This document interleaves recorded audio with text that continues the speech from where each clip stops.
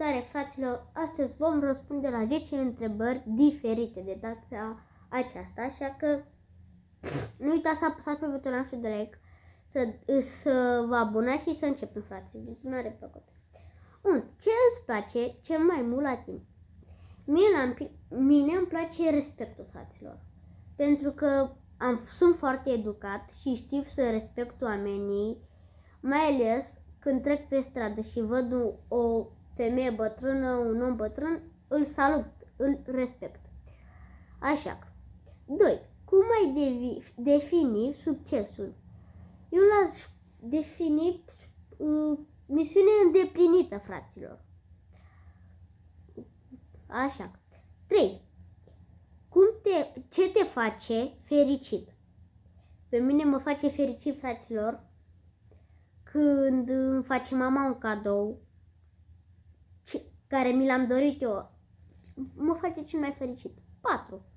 Pe o scară de la 1 la 9, care înseamnă deloc, iar 9 înseamnă total, cât de severi crezi că suntem eu și tati?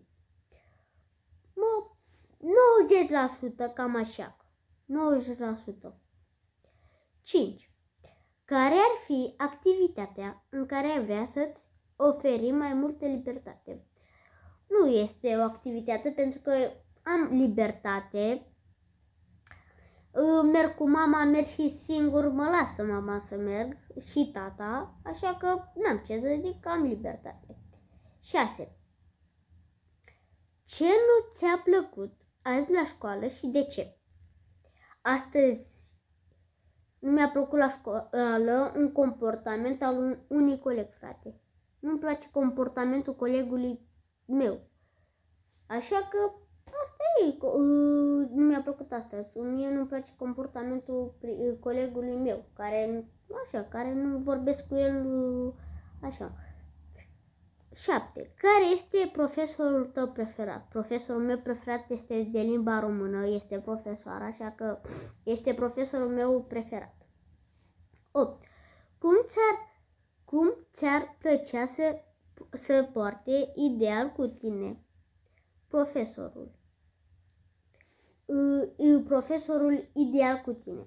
Păi, la noi se poartă frumos, sunt blânzi profesorii, ne explică cum să facem exercițiile, cum să fim atenți.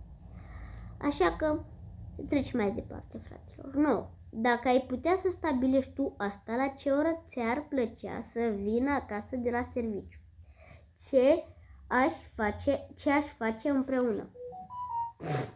Dacă eu aș stabili asta, ar fi cea mai tare și te-aș pune să faci o pizza, adică făceam împreună o pizza și ne-am uitat la un film pe Netflix, care vrei tu, preferatele tale, oricare.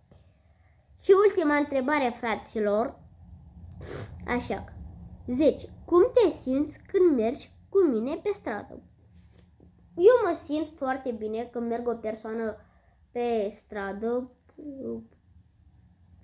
cum se simte oricare om, frate, când merge cu iubita, cu prietenul, foarte ok, nu este nicio rușine cum să te simți când mergi cu o persoană pe stradă.